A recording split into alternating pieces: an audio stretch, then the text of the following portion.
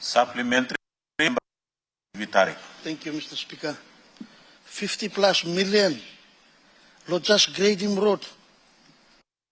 Man. Kokoda na fore suppose lo call tapins.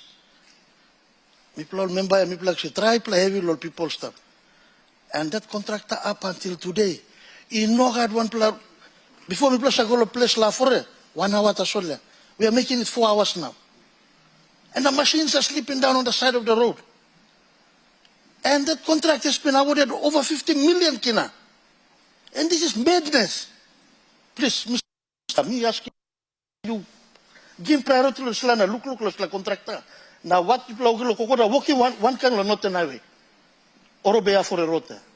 Because the same contractor is there, paid over 50 million.